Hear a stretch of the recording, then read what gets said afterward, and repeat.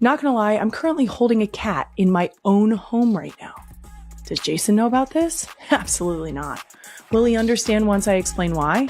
Honestly, who knows? But he's about to find out. So are you. Now that's what I call a tease. Let's get this podcast started. Back to Not Gonna Lie, a Wave original brought to you by Pull-Ups. I'm your host, Kylie Kelce. We've officially kicked off water table season in the Kelce family. There was a moment in time where I used to fight them on putting their bathing suits on every single time we filled it up, but I have decided that I'm sick of having to pick up the slew of drenched clothing off of the front porch as they disrobe before they go in so they don't make the floor slippery. My all-time favorite Jersey Shore food is probably shore break for treats. For savory, I don't know, Hank sauce. You guys have heard me talk about them before. Slather Hank-A-Q sauce on a shoe and I'd eat it. And we're gearing up for our first? No. Oh no, we're gearing up for our first kindergarten graduation. Guys, we literally just started the year.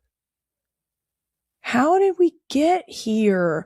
Also, she's a mile high, which I'm pretty proud of. Pretty proud of that. And she looks old, which is dumb. I'm not feeling great about it. I'm feeling pretty sad.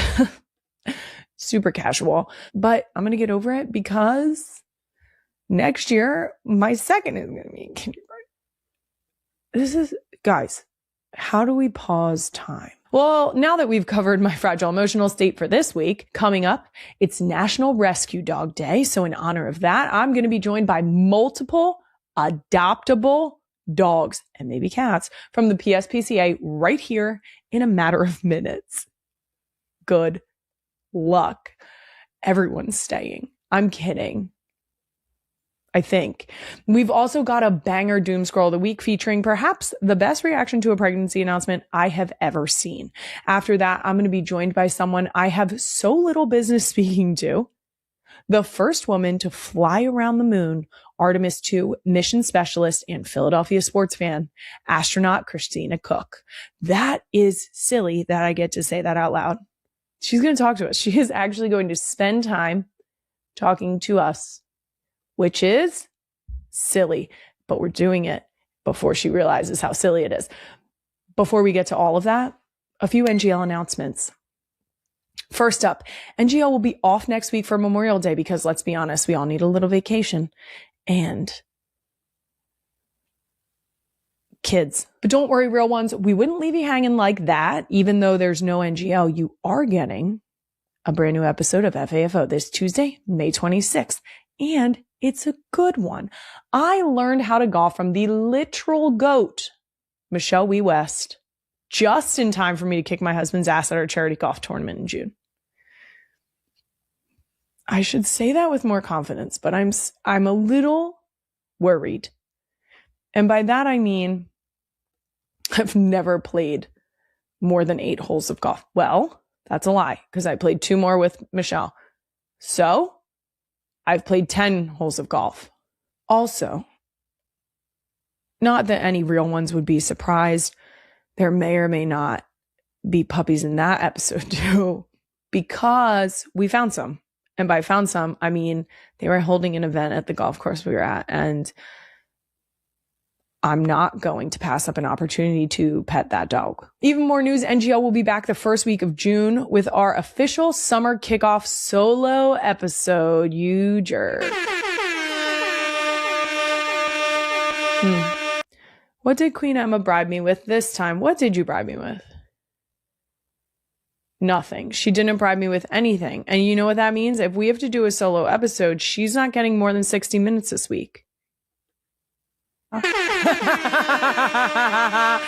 Got her. Next, let's get to Real One Comment of the Week, brought to you by Peloton. And our Real One comment this week was shockingly common in the comment section of our Hillary Duff clip telling us about her SI swimsuit cover. The comment says, at SI swimsuit, get Kylie for next year. Guys, how do I say this nicely? No, thank you. Absolutely not. Yeah. Queen Emma tried to ask if it was a top 10 place I have no business being. I would almost say it's top 3. And I think it goes without saying that if I don't like having my photo taken clothed, I'm probably not going to like my photo taken naked. You know what I mean? Queen Emma wants to know what magazine cover I would be into. She's providing some ideas like Modern Dog or Modern Cat. Yes. But I would be the stage mom behind the camera for Freddie or Patty. Or Freddie and Patty. That'd be cute. Queen Emma also recommends ADHD magazine. Yes. Immediately yes. Also Food to Love, Simply Bread issue. Yeah, also yes. I'd be on the cover. You want to fill a pool with loaves of bread and bread items. I'm talking anything that uses a yeast or a sourdough starter. You can catch me doing the backstroke through that pool. I will happily be photographed. Again, fully clothed in a pool of bread. How did we get here? That's it for Real One Comment of the Week, brought to you by Peloton. And just to make sure you heard me, I do not want to be in my bathing suit on SI Swimsuit Edition. Big fan of the magazine. Big fan, though. I love that. When I was younger, I got the magazine every year. I loved it. So, big fan. Love it for other women. You guys are fucking crushing it. You guys look hot and powerful and strong and amazing. And I'm good. Don't call us. Don't email. Don't inquire. Don't waste your time. Moving on, let's get to Doom Scroll of the Week, brought to you by Pull-Ups. Yeah, first up, hands down the best reaction I've seen to a pregnancy announcement. Queen Emma, the clip, please. Coming soon? You're pregnant?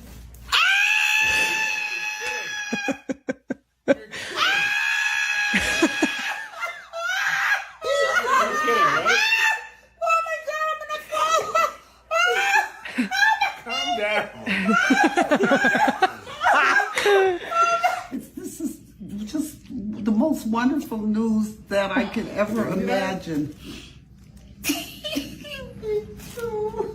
I know. Do you get it?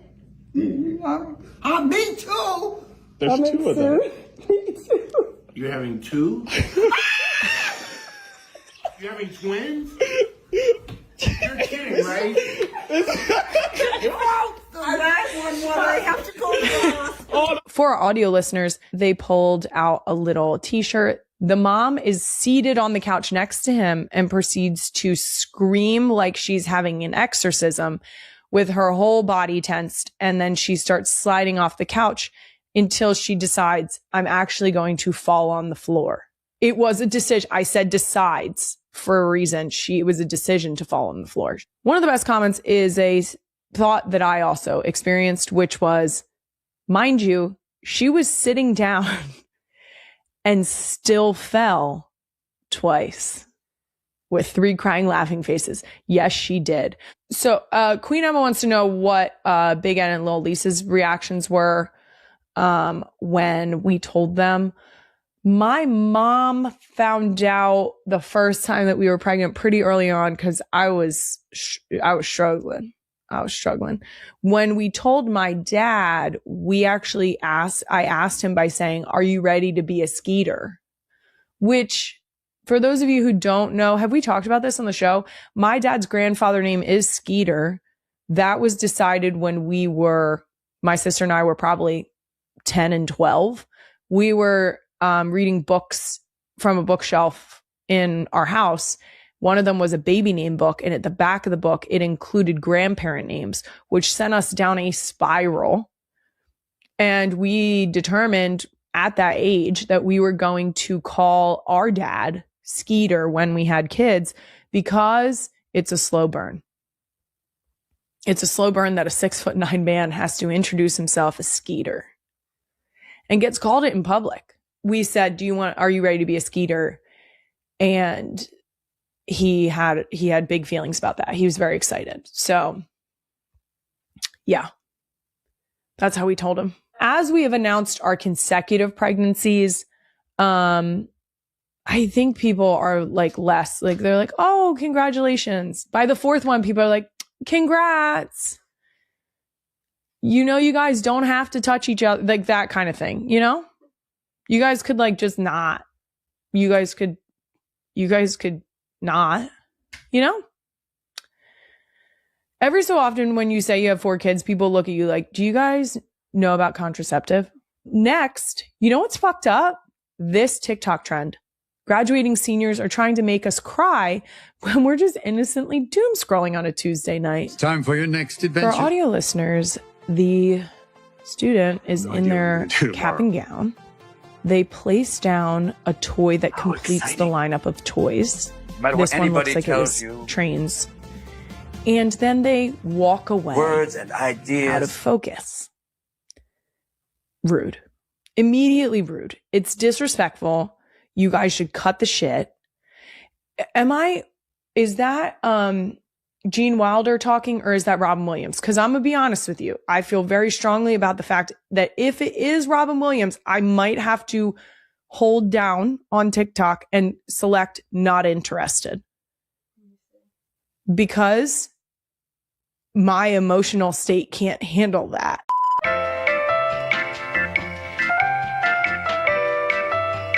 The fact that you have a voiceover of Robin Williams with that music, and it's with tiny little toys that my current kids are the current ages that are appropriate to be playing with this, suggesting that it'll just be tomorrow when they're in their cap and gown for their high school graduation is, I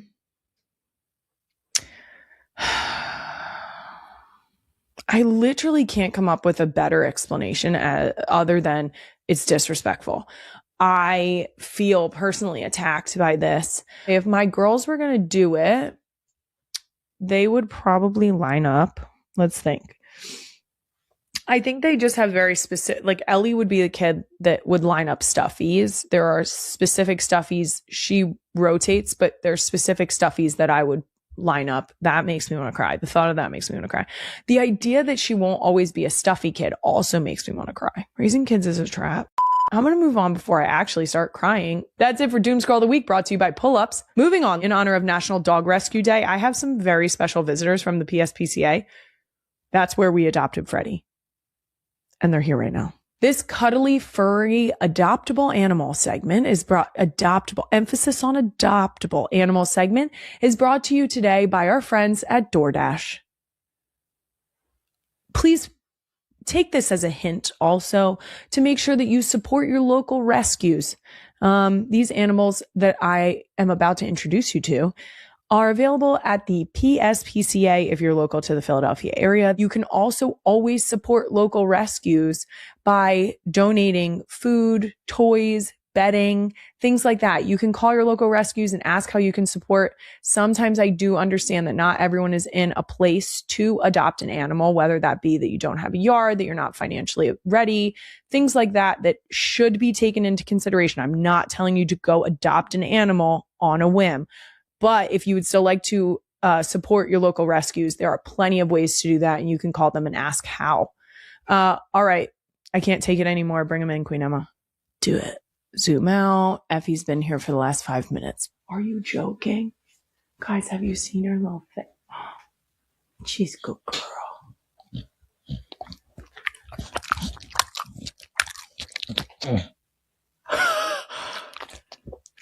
Let me tell you, the audio that just picked up in my headphones was so perfect. After hearing the way she snicky snacked on her cheese, don't you want to bring Effie home to your house? Effie is available right now. We don't have an age on her. Because she's a young adult. She's a tiny black pitty that came from a suspected dog fighting case. She's a little bit nervous, but who wouldn't be when you come into a weird ass back office that ends up being a podcast studio and ask to be well behaved sitting on a random woman's lap. She has a white chest, big old white spot on her chest. You know what else she has? White piggy toes. White pitty toes. Are you kidding? Guys, Don't you want Effie to be part of your family? She doesn't want to be in a house with other animals. She wants to be the center of attention. She wants your focus and love to be on her. Guys, are you kidding me? Look at her. Maybe she wants to be a studio dog. You don't know. Do you have a podcast? Do you need a studio dog? I have an Effie for you. Okay, but we do have another adoptable dog, so we're going to send Effie out. I love you. You're perfect, and I hope someone great adopts you. Someone great. I'll let you. You can have free reign. That's a fully fenced backyard, girl. Go ahead. Oh my gosh. She's just perfect. Dog number 2 is named Bright Eyes. You heard that right. My understanding is that Bright Eyes is not going to be a candidate for sitting in my lap because Bright Eyes is well fed. Is what I've been told. Hello. Hi. Oh, Bright Eyes. Hi. She says hello. Oh no. She said I'm the perfect kibble. I'm a tank, but I'm perfect. Oh my God. I can't wait for you guys to see this dog. Stop it. Okay, guys, she was at the PSPCA 2 years ago. Yep. She was taken by the police force and brought into care of the PSPCA because she was emaciated. And that, as we know, is neglect. You should feed your dogs, okay? Because they're sweet angel babies and they are hungry, okay? Now, oh gosh, she went out, lived with a family, with kids. She was happy as a little clam. Oh my goodness, she has a pink nose like a little piggy. Oh no, you have a pink nose like a little piggy. And then she came back to the PSPCA because that family's situation changed. But now she's ready for a new family. Guys, first of all, let me tell you, for our audio listeners, a pity smile to end all pity smiles, okay? She is a stocky queen. She's got a chubby little stumpy tail, let me tell you. And she's a thick girl. And when I say thick, I mean thick with 3 C's. And I mean that you get it, in the most complimentary way. Hold that thought, everyone. Oh no, thank you so much. She's just a baby. Hi. How old is she? Do we know? We think 3 to 5. She was fairly young when she came in. He's a good girl. Okay. Oh my God. Can she be placed in a house with other animals? She's also open to meeting other dogs if you already have a dog in your house. Oh, Bright Eyes, it was an absolute pleasure. And her name is Bright Eyes for a reason, guys. She has like this little twinkle in her eyes and she's beautiful. Okay. I know it's Rescue Dog Day, but I couldn't pass up an opportunity to have a cat inside my home. You guys don't understand how rare this is. Let's see her. She's meowing. She's 17 years old. You stop it right I now. actually didn't believe it when I saw, but we had her in 2009. Is she all black? Yeah.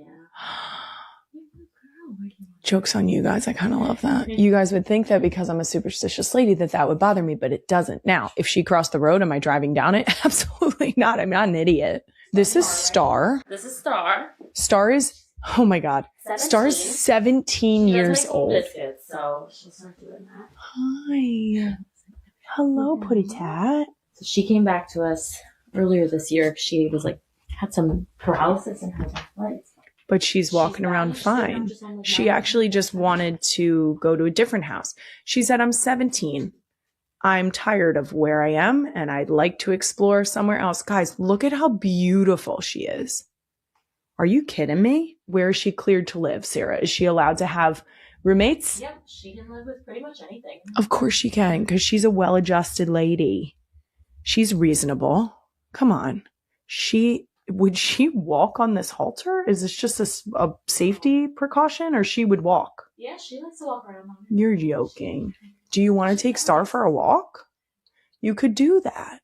I'm going to let you down because I think you want to get down and explore, and you're more than welcome to do that because you're in an enclosed room. And actually, if you look super comfy, I will let you stay here. Jason probably wouldn't feel great about a cat being in here, but like I said last week, we did get him with the AI cat picture, so we might need to take a picture of Star before she leaves this house so that we can get him with a real life picture. If any of my kids were home from school right now, I'm going to let it go just so she can leave me if she wants to. If any of my kids were home from school right now, I would get a video of them petting her so that he would believe it. I do think I should text him a picture. Let's see. Look at our newest addition. Listen to her little meows. Gosh, she's so pretty. Okay, that's it for our adoptable animal visit brought to you by DoorDash. Thank you, DoorDash, for giving me the excuse, and thank you for the National Adoptable Pets Rescue Animals. What is it? I don't even care. I just am rescue dogs, guys. It's rescue dogs. But any excuse, send in the days that we need to honor with dogs, and we will keep bringing you adoptable pets. Coming up, I'm about to be joined by astronaut Christina Cook right after these messages. Day one back on Earth, this was my husband's biggest concern. He was like, we need to start pitching practice. I was like, what are you talking about? Hi, welcome back to Earth. What are we talking about here? Welcome back. And that's when he revealed that his biggest fear is me having to throw the first pitch. And I was like, wow. Honestly, first of all, it's actually really sweet. We love a supportive king. That's very kind of him to think ahead. Also, he was really planning. Great point. We do. Would it really be that bad? It's okay if it is. I think so. I do. Could we maybe place blame on the fact that you've been in space for an extended period of time? I have evaluated how long I can rely on that as an excuse. Perfect. And it's dwindling. It is dwindling on this 9-day mission. MLB, yes. I'm going to need you guys to gear up. I'm going to need someone to invite Christina to do a first pitch ASAP so that we can... With some practice time. With a little practice time so that we still have an explanation. But I'm not going to say an excuse. It's an explanation. That is a great call. Mm-hmm. Okay, thank you. You're welcome. We're on a team. Now, this might actually be the most badass intro I've ever done on this show, so I'm going to try not to nerd out, but the real ones know that's inevitable, so here we go. She's the first ever woman in the history of time to fly around the moon. She holds the record for longest single space flight by a woman with a total of 328 days. She served as mission specialist 1 of NASA's Artemis II mission that took her and the crew the farthest distance humans have ever traveled from Earth. And perhaps of nearly equal importance, she's a diehard Philadelphia sports fan. It's astronaut Christina Cook. Christina, welcome to the show. Go Birds. Thank you. It's great to be here. Go Birds. I have been, first of all, we've been talking about you in our house because we had to talk about the first woman to do it. You know, we have to. As a house of 4 girls, we have to chit chat about it. We were obviously dialed in, as was everybody else. The girls are fascinated. Amazing. And it's exciting that we get to have these conversations, that you are sparking these conversations with the incredible work that you're doing, and that it gets to spark sort of that curiosity. And then we get to talk about it. And that, I cannot thank you enough for that. I'm here for all of it. First and foremost, how are you doing and how is the recovery process going? Oh, thank you. It's going pretty well. Like I said, I wish I could maybe rely on it a little bit more for not excuses, but explanations of things like just general brain fog, klutziness, etc. But honestly, we're doing pretty well. After my really long mission, I had one mission that was 328 days. This one was 9. My recovery was much longer after that one. This one, we felt fairly normal after about 2 weeks. And we looked really normal as long as our eyes were open, walking around and doing normal things almost right away, which was a great blessing. And there were some other things that maybe we were managing that weren't as apparent, but even all of that is really back to normal a lot, and didn't have quite the same shell shock with, I guess, socialization as after my first mission as well. My first mission, I went for almost 11 months, only seeing 11 other humans. And so, of course, landing and seeing lots of humans was definitely a shocker. But this one, short and sweet. I was just so happy to see everyone on that ship out in the Pacific when we landed. And it's just been up from there. Now, what's the toughest adjustment coming back? For this mission, I would say adjusting to maybe the way the world reacted to it. That would be on the like psychological side. On the physical side, just the dizziness, learning to walk. And I feel like for a while, like an extended period of time, I felt a little bit buzzed like all the time. It was how I would explain it to my doctors was it felt like maybe you had gone to a work lunch and had a drink maybe you shouldn't have, and then you go back to work and you're like trying to pull it together. The room is moving a little bit, and that's how I felt all the time for I would say the second week I was back. So that was a challenge to manage, not a big deal, and it's gone away. And in some ways it's sort of sad to have all your space adaptations gone, because for a while it's kind of a link reminding you that your body went through something and you went through something. Now, what's something that we are all taking for granted here on Earth? Something that you might have missed? Well, I'll go with the obvious one is your family. I mean, just to be surrounded by loved ones is so special. And it's special to every single person that goes to space. Whatever that means for you, loved ones are 1000% the most important thing to every human being. And then if I would just think about something else on Earth, you know, it's not to me like the creature comforts like a latte or something like that. It's maybe, here's a good one for you, blue sky. Because when you go to space, you actually don't see a blue sky. This thing that just feels like it's the background of everything, like this inevitable something you look up and see. I mean, on my long mission, I didn't see a blue sky for almost 11 months. And that is something beautiful. That is such a that is There's no blue sky up crazy there. to think about. I mean, that, and how dark is it? It's 1000% dark. It is so dark. In fact, well, on the space station, you go around the Earth every hour and a half. So you have 17 sunrises and sunsets every single day. On our mission, we were just flying through blackness the entire time. And the way that they had to point our spaceship, like the spaceship isn't just kind of tumbling or through space on its way. It's in a very specific orientation. It's called the attitude. And our attitude was such that the sun was always on the tail end of the spacecraft. That was for like thermal balance reasons. So we very rarely actually saw the sun. We would literally for 3 days, other than maybe seeing the sunlight glint off of the moon or the Earth when it happened to be in the window, we didn't really see the sun. So I was just thinking about how on the mission, everything feels like it happened at night to me because out the window was complete darkness. And so I'm like, oh yeah, that was first thing in the morning. It was dark out the windows, but it was definitely like, or midday. Now, for anyone who doesn't know, you kind of touched on this, but I'm going to put this as bluntly as possible. How does being in space fuck up the human body, scientifically speaking? So many things. One of the big things, well, you know, I like to remember that they're actually all adaptations to being in space. So the human body is just like, oh, cool. I don't have to pump the blood as hard to make it all go to the brain. So I'm going to work a little bit less hard because I'm a heart and I'm just, you know, trying to take as little energy as I can. And, or like, oh, all the fluid is rising up in your body because you're not on Earth where the gravity pulls it down. So all of your like body sensors are like, whoa, we have too much blood volume. Let's shed that.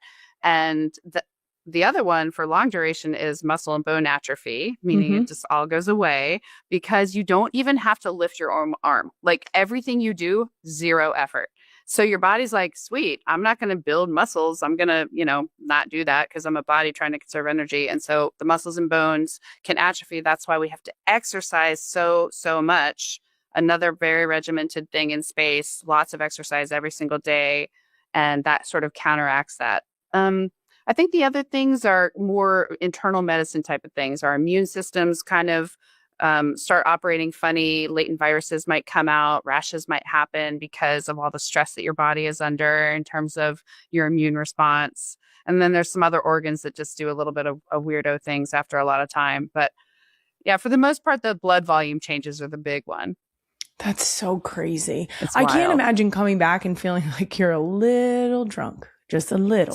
Like just a little. Yep. That's the best way that I can characterize it. Yikes. Well, I'm glad that even amidst recovery, you do have your priorities in order because everyone got to see you at the Flyers game a couple weeks ago. That was so awesome that they let me come early. Yes. I mean, incredible. The best. We had so much fun. It was amazing. The welcoming, people were so welcoming. People were so stoked. People brought by their kiddos to the suite. All the adjacent suites were like, "What's up?" And we were doing photos. It was so fun. I got to like meet the people that are on the radio in my house all the time. And that's always fun. So great. So yeah. Now you also sent us this amazing photo. It's gritty on top of your luggage, which is perfect way to do that. I love that you just are representing. Well, he had to come home with me and I had a pretty full bag. So, and also he needs to breathe. That was a really cool gift. The best gift ever. I love that. He is, I will say, the second best mascot in Philadelphia. Oh my God, don't tell Swoop, because I'm definitely referring to the Philly Fanatic as the top one. Nobody tell Swoop. This is going to be bad. Speaking of favorites, which is your favorite Philly team? Is it the Flyers? Well, I have to go with the Eagles. It's just like football was the number one for us. The Flyers are coming in, though. They're kind of rising because my husband has started to play men's league hockey again. So now I'm a hockey wife, and it just, the whole thing elevates. And I know the rules a little bit better now, but the OG was definitely the Eagles. That's where, I feel like that's where he started me. And that's where the main like family memories that we're bringing into our family really come from him and his dad and him and his friends watching all the games. And so I've been watching Eagles games the longest, I would say. And so if the Eagles are your favorite team, who's your least favorite team and why is it the Dallas Cowboys? Correct. Definitely the Cowboys. How do you run into a lot of Dallas fans living in Houston? They are everywhere here. In fact, I have a couple going like text rivalries with a few people. There was a pilot instructor. We fly these high-speed supersonic jets, and one of the instructors is a Cowboys fan. So we have a text war all the time. And then he recently retired, and I gave him a signed picture of me watching the Eagles Cowboys game in space for him to take with him as a memory. That's so perfect. Smart man, right? Obviously doing the job that he was doing, but everybody has their flaws, and that's what I tell every single Cowboys fan I meet. I didn't hold it against him, but it was a little questionable. Yeah, you're like, I can't fully trust your opinion now, but I still love you. That's kind of where we have to be. Totally. Speaking of the birds, your post about bringing the Super Bowl confetti to the moon. Insane. Well done. Yeah. Oh, thank you. I wasn't sure if I should, reveal that because it was a surprise for my husband. And so I talked to him beforehand and told him the surprise. I might have accidentally ruined it as well prior to the mission. But he was really sweet. He pretended it wasn't ruined and acted surprised. And then I was like, and by the way, I'm thinking about like telling the world when I respond to Jalen Hurts. And he said, sure, you have my blessing. I actually brought the confetti. I have it if you want to see it. Do you really? We would love to see it. Well, this will show you like how not fancy I am, because it's actually, it came. So we tried to go get confetti because we did go to the game and we could not find any. We went down because we weren't in Gracie's. We went down to where it all was. And we were like, where is it? Like, did it get vacuumed up? Like there was none. So I had to order it on eBay, and it came as this huge like envelope. So I had to repackage it for space. So it'd have minimal weight. So it's in a reused credit card payment envelope that I found. And I made sure I wrote surprise for Bob on it, like an official label. That's outstanding. Yeah, this is it. And, of course, the Philadelphia in me is like, is it real Super Bowl confetti? But it has shapes. So I feel that if it's not, it's very much, it's a good approximation. It's believable. I don't even know that I don't think we have confetti from that one. So I couldn't even help you by comparing. Oh, well, now you know someone who does, so we can fix that. I'm very excited about that. Now, how does the feeling of winning a Super Bowl compare to flying to the moon? Honestly, I am prepared for you to like one more than the other. I'm okay with that. I will say that going to the Super Bowl with Bob was incredible. We had such a fun time. We rode our bikes there through New Orleans, and just the whole energy walking up the street to the Superdome was absolutely the time of my life. So, they're different. Like I said, family's the most important thing. So that kind of elevates it even up into the moon situation. Yeah. And it was pretty close. Like if you okay, fair. If you had to ask me like which one to have to like wipe from the record, I would probably keep the moon, to be honest with you. That's but fair. It's real close. That's totally fine. The good news is I'm never going to ask you to wipe it. So we can just say apples and oranges. Both were very exciting. One was slightly more exciting. Fair. And by slightly, Appreciate I mean that. probably a substantial amount, but we're going to say slightly right now because go birds. It's all relative. Now, I said it earlier, but I've been known to nerd out on this show, and I'm about to do it again because I'd love to ask you all the questions I've been thinking since the mission. I'm going to try and do it rapid fire style, though, since we're talking space. We're calling it the speed of light round.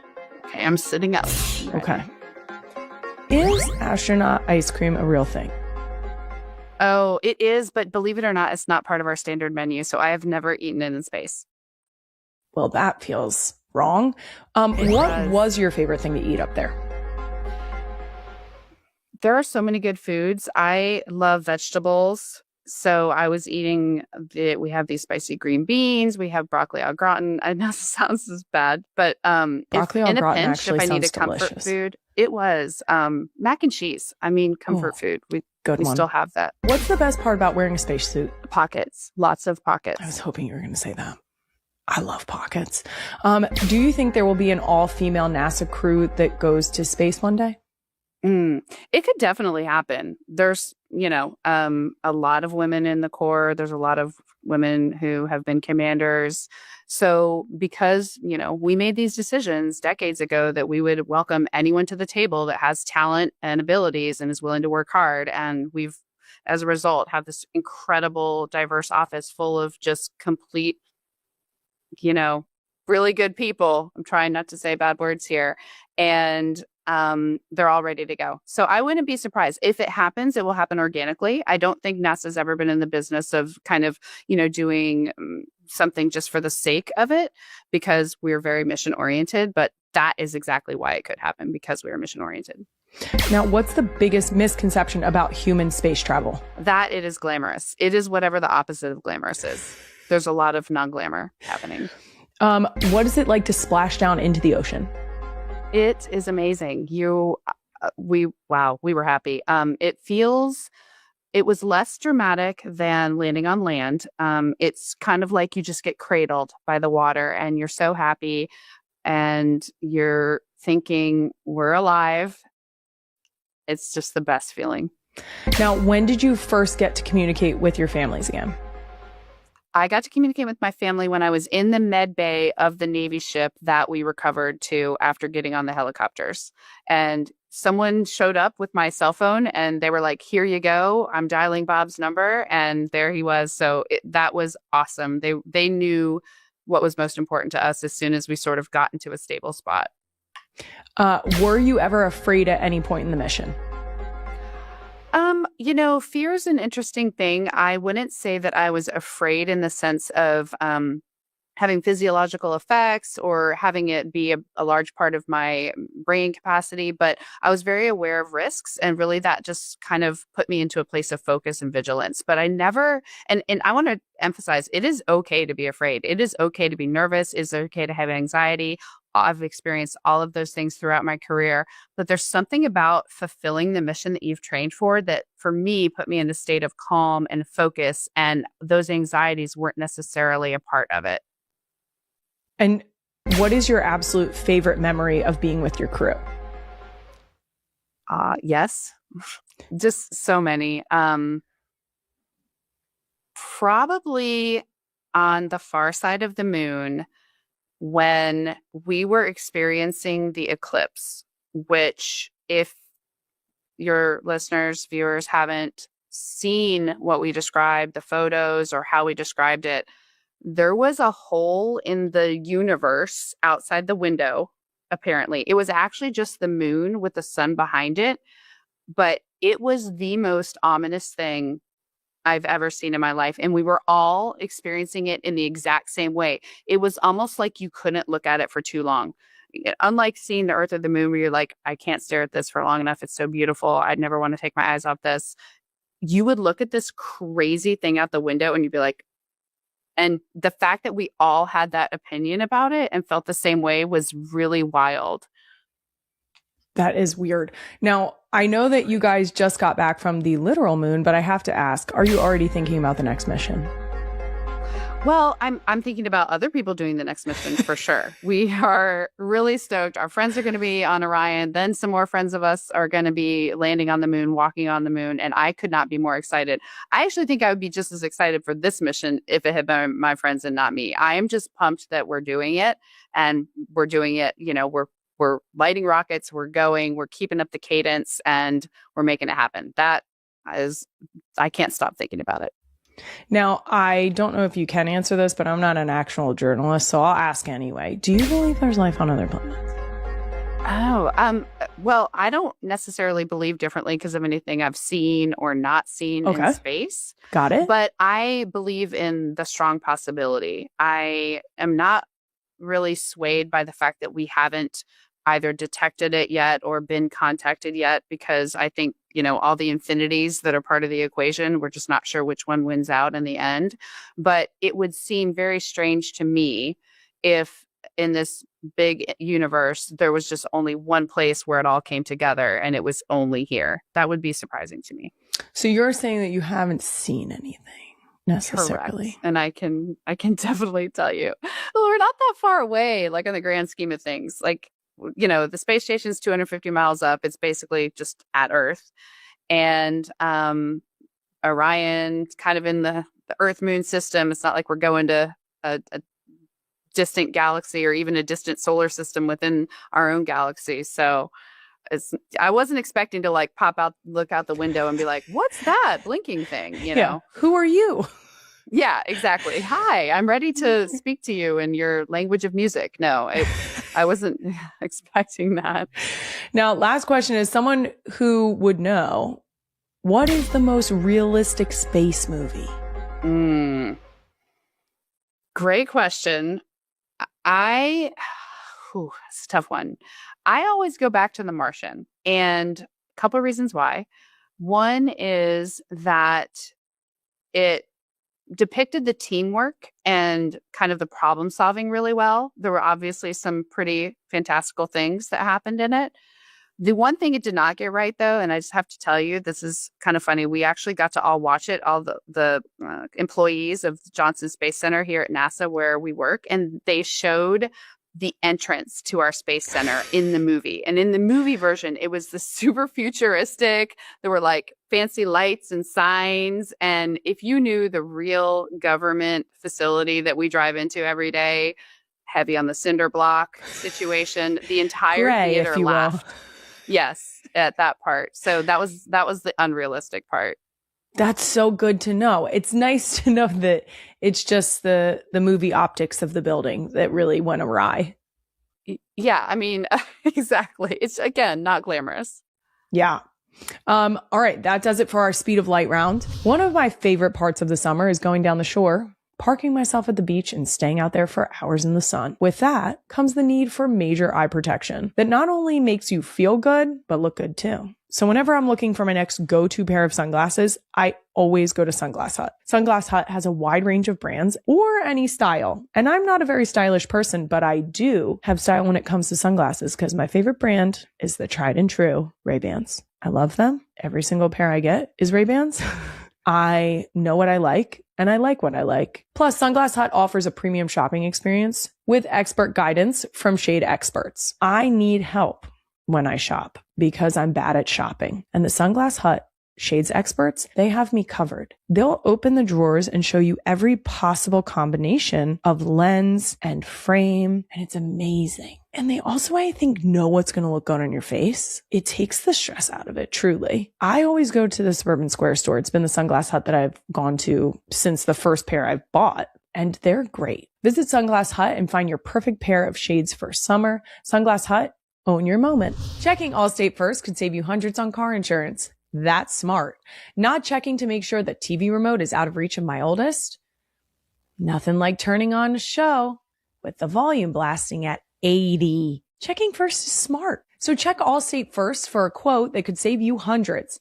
You're in good hands with Allstate. Potential savings vary, subject to terms, conditions, and availability. Allstate North American Insurance Company and affiliates, Northbrook, Illinois. If you're a real one, you know I finally caved and embraced minivan life, all thanks to our Toyota Sienna. And now that it's been a full year, I can somewhat confidently say there's no turning back. I think. We love that the Sienna can fit all 6 Kelce family members at once. But my girl's favorite feature, that would be the screen in the back. And it's perfect to get a little peace and quiet going to the shore. But they think it only works on long car rides, and we're going to keep it that way. We have repeatedly watched Aquamarine over and over and over again. It's one of the only ones that I can consistently get all 3 girls to agree on. I also literally can't lie. I love the Sienna's features. The vacuum? Well, that's because on long car rides, you know what you have? Snacks. And you know what you have on short car rides? Also snacks. And snacks come with crumbs.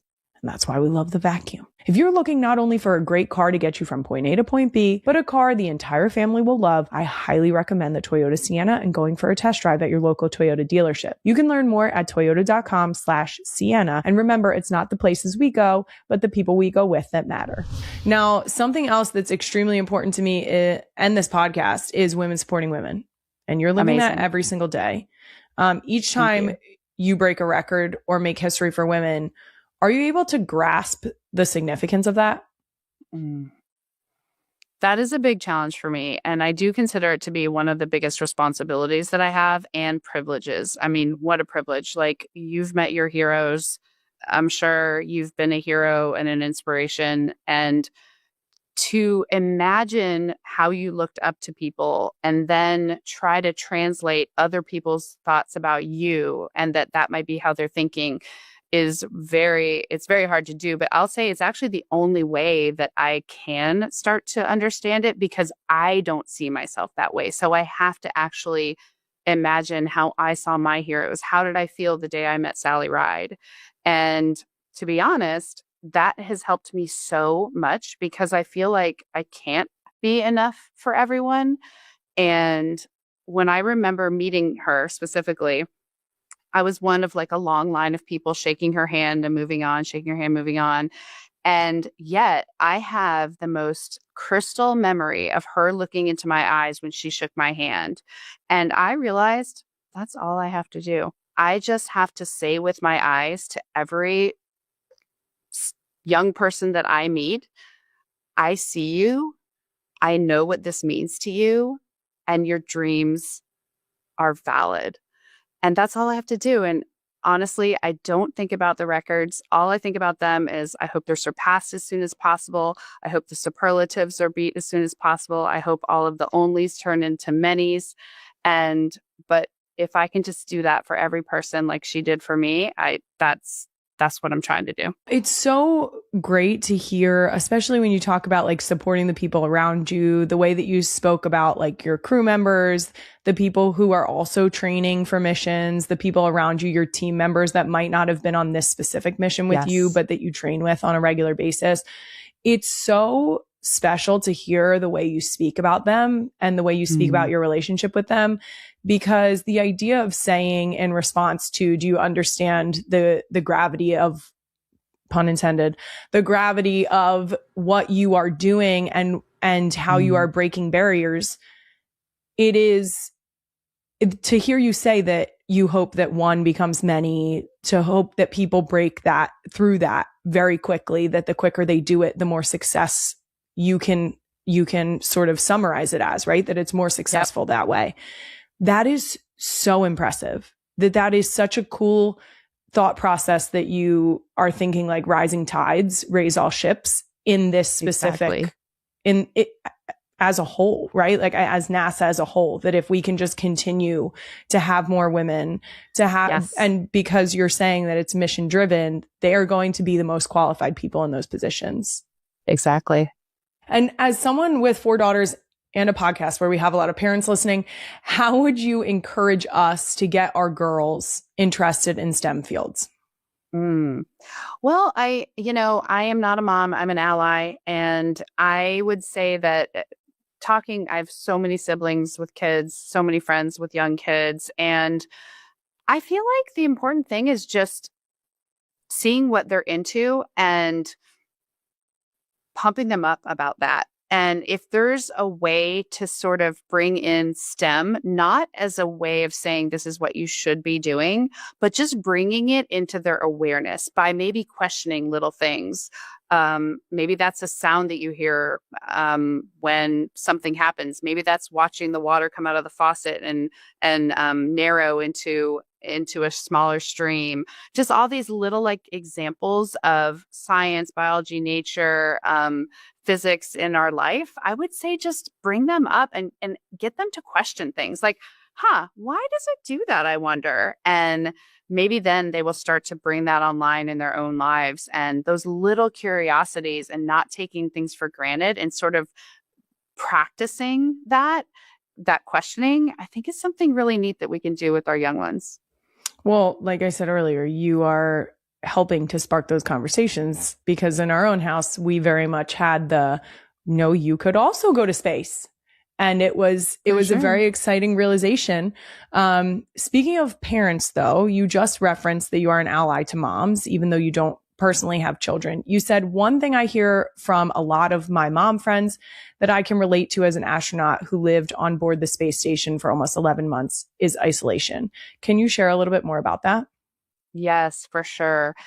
That is something that I've thought a lot about: loneliness and isolation, and this sense that you're going through something where you feel invisible when you go maybe out into the world. No one knows what you just overcame in your own home trying to get out the door even, or what mess you just cleaned up before you have to turn the other way and suddenly try to present like everything's fine. Or just your day-to-day struggle, like how tired you are. And I think as an astronaut, I was doing that thing where I felt like I couldn't talk to people about my day-to-day struggles. Like I wasn't trusting even my close friend group to be able to support me or understand or be interested in my day-to-day struggles. And I realized at one point this was not sustainable, that I could not keep going through this alone and not feeling like I could talk to my friends about my job. And so I just tried it out once. I was like, man, it was such a rough week. I had to fit in flying the supersonic jet, and I got schooled at doing my spacewalk training in the giant pool, the neutral buoyancy lab, and they got it.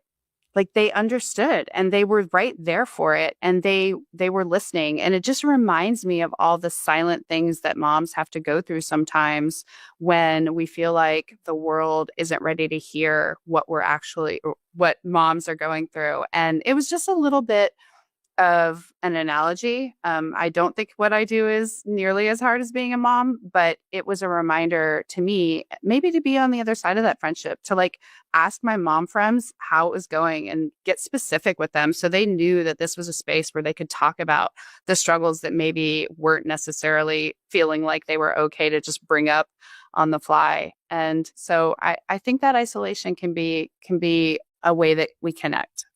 I think it's so special to have that level of awareness, because even just you saying like that you don't think that what you do is as hard as what moms do is, I think that even you feeling like you have to say that, but knowing that like your friends didn't hesitate, that the moms in your life wouldn't hesitate to tell you things, so that you felt like you could do the same in the challenges that you were having at work or feelings that you had about work, that it is really, like it's just, they're not necessary. Like we don't have to compare the two. Both are extremely difficult. And it's so 100%. Amazing for you to see that in the women around you and your friends and family, and to be able to acknowledge that and then find common ground on it is like the most beautiful thing. And well done. That's very impressive. The honor is all mine. And I reach out to the moms and I make sure they know that even though my day job is to go do, crazy astronaut things, I will babysit for you if you need it. I actually babysat recently for a good friend of mine going through a divorce at like 4:45 in the morning so she could go to the gym. Yeah. And it meant so much to me that she accepted that help and that she was like, you know what? Yeah, I know you're launching to the moon in a month. Please come over and build, build forts with my 4-year-old while I'm at the gym. I will let you do that. And that was the most connected I have felt in so long. It was beautiful. Well, it's so special because in both situations, you're preparing to go to the moon. She's mothering a child. In both situations, life is still happening. Like the world is still spinning, right? So that's amazing. Yep. Since I have you, next school year, I will have a first grader and a kindergartner. So the science projects are bound to pick up some steam. So I was wondering if you could coach me up a little bit. If you were to come up with a science fair project for a younger kid, do you have any ideas that you could maybe recommend that I could keep in my back pocket for later? So good. By the way, I think this is the most like unsung hero moment of parenting. When my friends tell me the science projects they did with their kids, I was like, I don't think I could do that. Like, how did you even come up with that idea? It's amazing. One of my friends just did this thing with, I live at the beach, like how waves can create energy, and I was blown away. So thinking about space things that are simple to grasp, something that comes to mind might be things like the speed of light and how there is a delay when you talk to people on the moon, and maybe what that delay would be for if they were on Mars versus the moon. So that's kind of a simple one that can be fun. Another one could just be parts of a rocket, like how much, what happens to the rocket after it goes into space and drops off the space capsule, and just kind of the mechanics of that, because even I fully didn't grasp like how that all happens. It's a very wild thing when you find out how rocketry actually works. So looking into that could be fun. And then, there's always the good old fashioned planets. And I will say, like on this mission, when I was looking out and I would see Earth, it looked like it was in like a kid's book or something. It was just way out there, blackness of space behind it, just like in all the books. And in my mind, I'm like, what, am I going to see Neptune out this window? Like, what is going on here? There's planets out there. And so, that's always a good one. Like, what sports could you do on a given planet? Could you rock climb on Mars or Jupiter or not? So maybe these are very good suggestions. And honestly, I would just like to point out the lack of delay in your answer was wildly impressive. I would have been sitting for a while with that one. Did you hear the delay talking about the wave thing? That was me buying time. Yes. I like it. It's very good. Now, last thing I have for you, Christina, we've been talking a little bit more, like I said, about my daughters and us talking about your mission and your team's mission. We actually have a segment on here called Tiny Human Question of the Week, where I talk about real questions my kids have asked, usually Amazing. Stuff I cannot answer. And we have had to go to search engines to figure out what the answer is. We did search where do butterflies live because we needed to know a little bit more about their migration.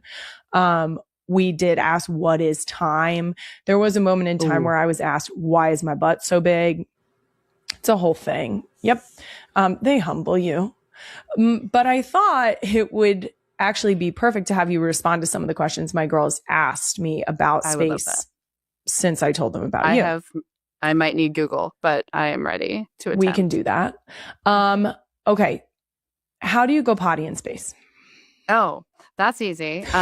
Luckily, there, obviously no gravity. The stuff does not go down into any kind of toilet like it needs to. So we create something so that it goes where it needs to with a little bit of suction, kind of like a light vacuum cleaner, not like a really high vacuum cleaner, but just a light vacuum cleaner. There's a funnel on the end of it. So you just, you go number one in the funnel.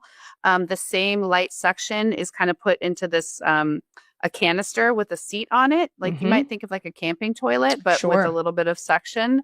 So, there's some practice involved, but if you, figure it out and you're careful, everything for number two goes where it should as well. That's And very good. actually, we also just spray like the number one out into space on this particular mission. On the space station, it gets recycled into your drinking water. That is something I will not be telling them That's because fair. they will make that into a whole thing at the dinner table. You're right. And everybody That will knows no never- potty talk at the dinner table. So I'm That will sorry. never I will leave be you. keeping that to myself, but I will tell them the first part. So thank you for that. The other thing they wanted to know is, did you see any shooting stars? Oh, amazing. We would have had to look back at Earth to see shooting stars because the, shooting part that you see is an actual meteor kind of burning up in the atmosphere. So I think on this particular mission, we might have seen one or two at most, because we had one instance where we were looking back at like a fully darkened Earth. But for the most part, we were not looking back at Earth. And what it would look like, if you can imagine, like dark Earth would just be like a little white line just going across. I did see some on my first space mission when we were in the atmosphere of Earth, or just above it. I also have to ask the follow-up question, which is, did you wish on it? Very important. Always. I saw one the other day. I Perfect. saw one over the weekend and I wished on it for sure. Oh, good. Okay. They would feel very confused had you not taken advantage of that opportunity. Totally. Definitely. I mean, I've been wishing on stars since like 5. Taylor Swift has surprised fans many times over the years. But according to a story that quickly started getting attention behind the scenes, one unexpected moment may have completely caught Kylie Kelce off guard. And honestly, nobody saw this coming. Because while people expected laughter, conversations, and family moments during the filming of Not Gonna Lie, nobody imagined a gift that would turn an ordinary day into something much more emotional. What started as another filming day reportedly became a memory nobody in the room would easily forget. Because this wasn't jewelry. It wasn't flowers. It wasn't an expensive designer gift. Instead, according to the story-making waves, Taylor Swift unexpectedly gifted Kylie Kelce a cat. And somehow that made the entire moment feel even more personal. Because sometimes the most meaningful gifts are not the biggest ones. Sometimes the gifts people remember forever are the ones attached to emotion. The ones that arrive unexpectedly. The ones that instantly make a room stop moving for a few seconds. And if this story is true, that may have been exactly what happened. Imagine the scene for a moment. Behind the cameras, filming was happening like usual. Conversations, people moving around, production teams doing their jobs, everyone focused on another episode coming together. Nothing seemed unusual. Everything probably felt normal. Another day, another shoot, another behind-the-scenes moment. Then suddenly, something changes. People notice movement. Someone walks in. Attention slowly shifts. And standing there is Taylor Swift with a surprise nobody expected.